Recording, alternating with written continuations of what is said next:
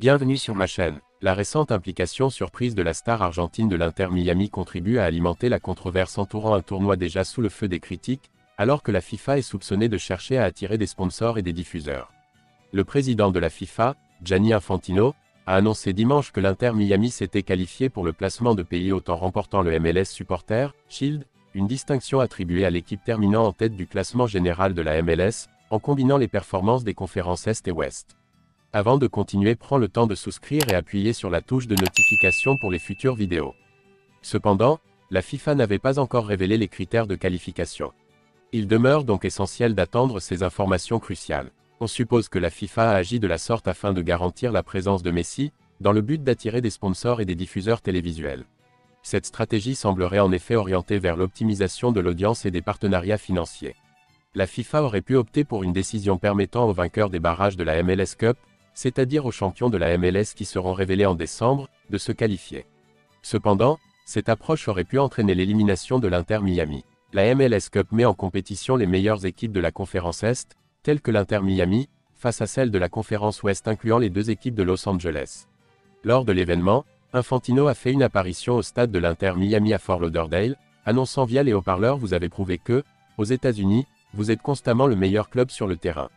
C'est avec une immense fierté que j'annonce qu'en tant que l'un des meilleurs clubs au monde, vous méritez d'être un participant dans la nouvelle Coupe du Monde des clubs de la FIFA 2025.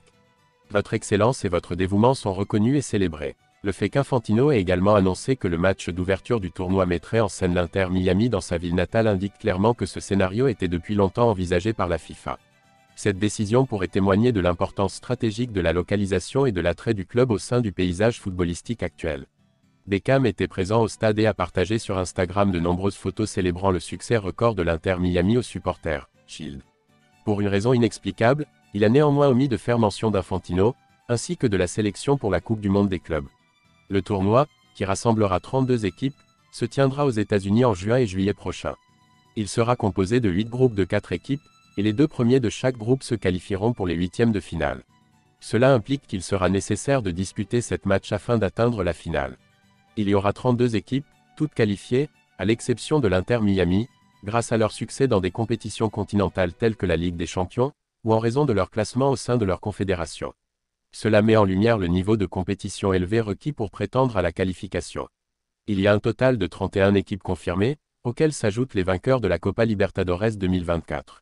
Lorsque la FIFA a tenté d'initier le tournoi pour 2021, elle avait affirmé que les investisseurs assureraient un revenu de 3 milliards de dollars, soit 2,3 milliards de livres sterling pour chacun des 4 tournois prévus jusqu'en 2033.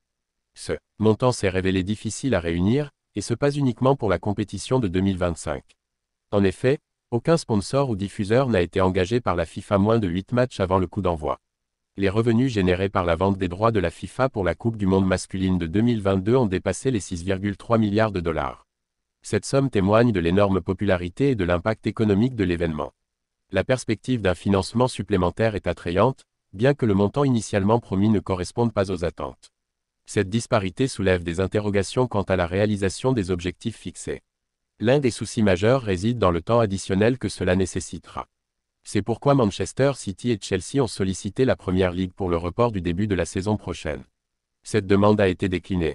Le tournoi n'est pas intégré au calendrier international officiel. Merci d'avoir regardé cette vidéo et je vous prie de laisser vos commentaires.